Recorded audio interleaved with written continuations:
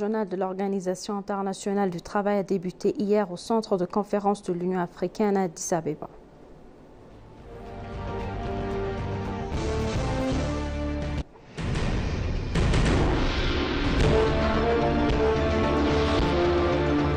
La maire Adanech Abeebe a eu des entretiens avec le gouvernement du comté de Mombasa au Kenya, Abdul Samad Sherif Nasser.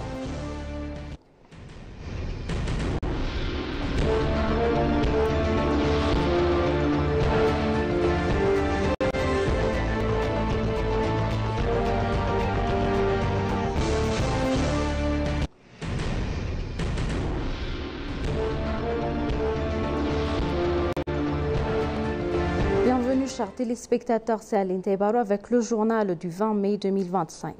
Adam Farah, chef du Centre de coordination pour la construction de la démocratie, avec rang du Premier ministre et vice-président du Parti de la prospérité, a déclaré que l'initiative Lema Turfat a réalisé de nombreux changements au cours des dernières années. Une évaluation de 9 derniers mois de la transition du patrimoine et du système alimentaire de l'EMAT est en cours dans la ville de Djemma. À l'occasion, Adam Farah a déclaré que le programme l'EMAT Héritage, en particulier dans le secteur agricole, a joué un rôle important dans l'économie, en plus d'atteindre l'autosuffisance alimentaire.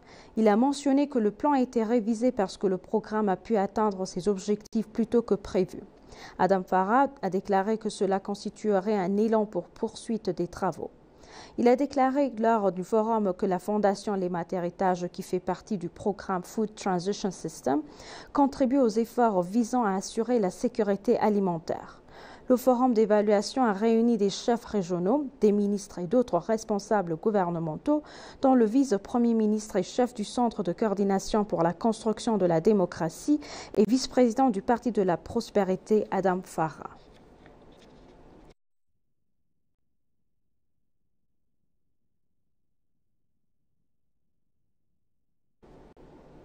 La 20e conférence régionale de l'Organisation internationale du travail pour les praticiens du travail a débuté hier le 19 mai 2025 au centre de conférence de l'Union africaine à Addis Abeba. La conférence de 5 jours se tiendra sous le thème Communauté résiliente et environnement sain, l'approche du programme d'investissement à forte intensité d'emploi. Il a réuni des décideurs, des planificateurs, des praticiens et des chercheurs de toute l'Afrique et au-delà pour échanger les meilleures pratiques et les approches innovantes pour promouvoir des emplois décents et des moyens de subsistance durables. En ouvrant la conférence régionale au siège de l'Union africaine à Addis Abeba, la ministre de l'Urbanisation et des Infrastructures, Tchal Toussani, a souligné que l'Éthiopie obtenait des résultats tangibles en liant le développement des infrastructures à la création d'emplois et à la réduction de la pauvreté.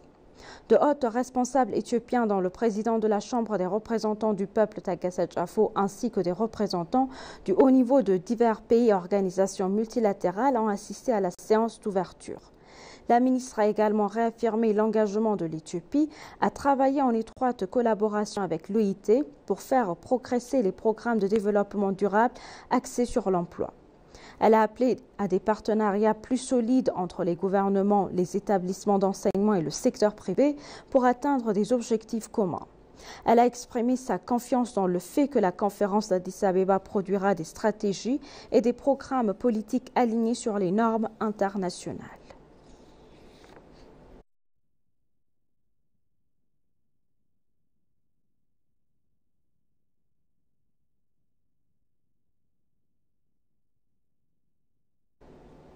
De même, s'exprimant lors de l'événement, le conférencier du programme Tagasset Jafo a déclaré que la réunion aiderait les décideurs et les praticiens africains à créer des emplois innovants, à réduire la pauvreté et à lutter contre les impacts du changement climatique.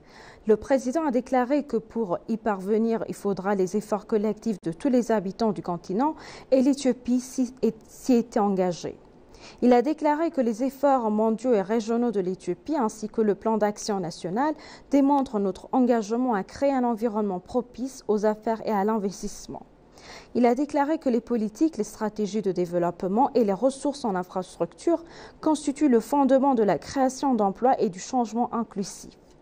Il a également déclaré que le rôle de la conférence continentale de l'Organisation internationale du travail dans la compréhension de la situation actuelle du continent et la recherche de la solution commune est important.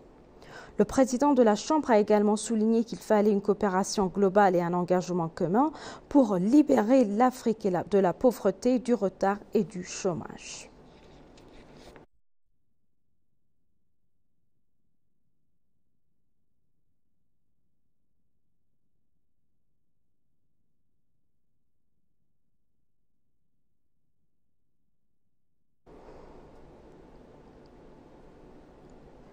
La maire de la ville d'Addis Abeba, Adanet Chabebe, a eu des discussions avec le gouverneur du comté de Mombasa au Kenya, Abdul Samad Sherif Nassar, et sa délégation. La maire Adanet a souligné qu'à l'heure actuelle, la seule façon de construire un pays et de travailler avec les enfants et une attention particulière a été accordée à cela. Elle a annoncé avoir mis en place un système basé sur la recherche pour atteindre l'objectif ambitieux de faire des villes africaines un lieu propice et privilégié pour élever des enfants. La maire a également dévoilé qu'un environnement a été créé dans la ville d'Addis Abeba grâce au programme de développement de la petite enfance pour construire une génération qui prendra le contrôle du pays. Le gouverneur du comté de Mombasa au Kenya, Abdul Samad Sherif Nassar, a pour sa part noté qu'Addis Abeba est un centre de gravité et un modèle de ville intégré. Il a également exprimé sa conviction qu'elle tirerait beaucoup d'expérience de cette ville. Il a été indiqué que la délégation échangera des expériences en visitant le programme de la petite enfance, l'approvisionnement en eau potable et la gestion des eaux usées, le système d'élimination des déchets solides ainsi que le développement des corridors et d'autres projets de transformation urbaine dans la capitale.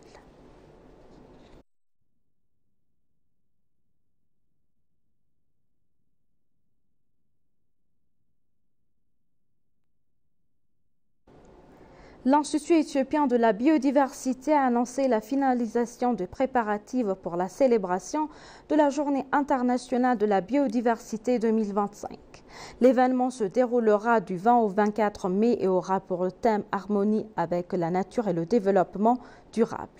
La célébration comprendra une série d'activités, notamment des tables rondes, des expositions et des visites de terrain, visant à promouvoir les efforts de conservation de la biodiversité en Éthiopie. La Journée internationale de la biodiversité est officiellement célébrée à l'échelle mondiale le 22 mai.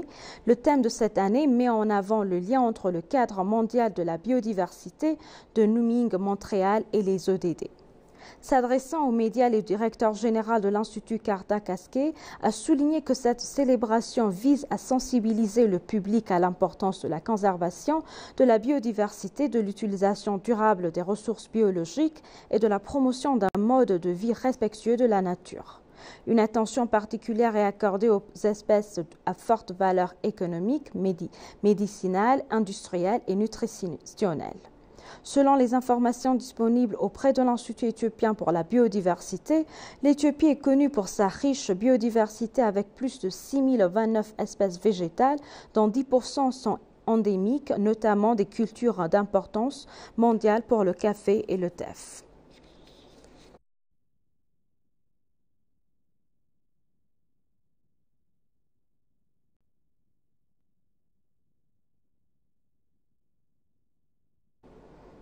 La 4e conférence scientifique sur la migration, le déplacement et l'urbanisation organisée par les cadres pour l'Afrique de l'Est se déroule actuellement à Addis Abeba.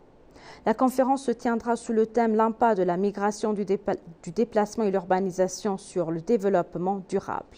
La directrice générale des services aux réfugiés, aux rapatriés Taïba Hassan, a déclaré que les personnes déplacées sont confrontées à des difficultés pour accéder aux services de base et établir des moyens de subsistance durable, car elles importent avec elles leurs ressources illimitées vers leur destination.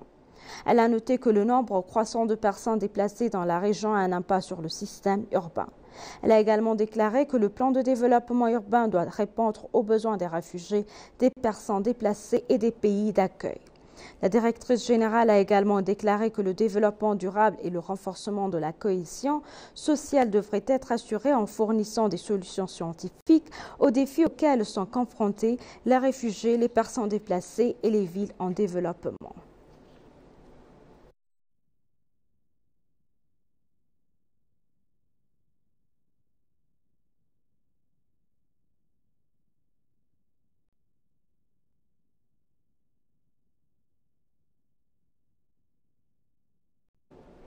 Et pour conclure le journal, les entreprises technologiques étrangères ont constaté l'immense potentiel de l'Éthiopie en matière de transformation numérique et ont manifesté leur intérêt pour ce secteur.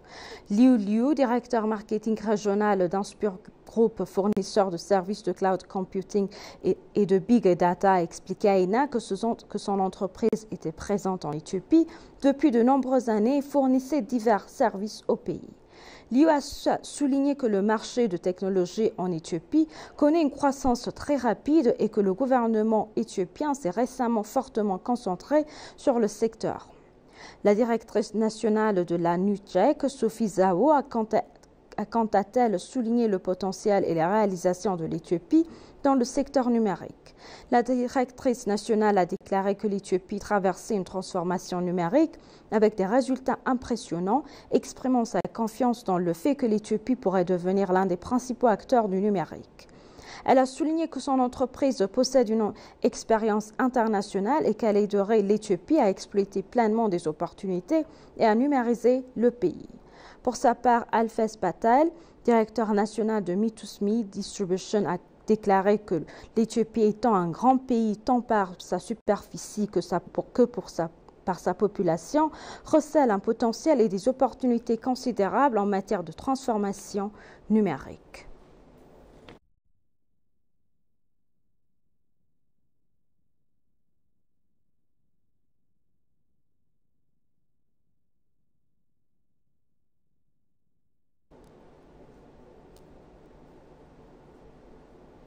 Chers téléspectateurs, nous vous rappelons les titres principaux.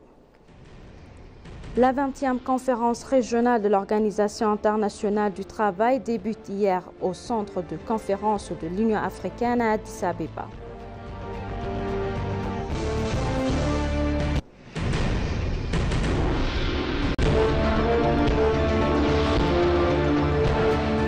La maire Adanecha Abeebe a eu des entretiens avec le gouverneur du comté de Mombasa au Kenya, Abdul Samad Sharif Nasser.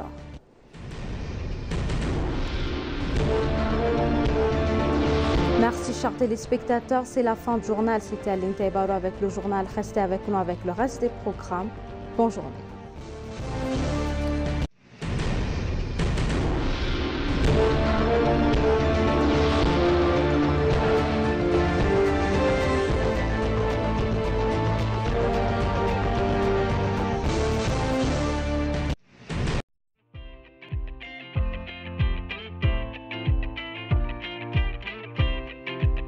On n'a pas le temps de perdre son temps. On est le vent, on va souffler droit devant. Regardez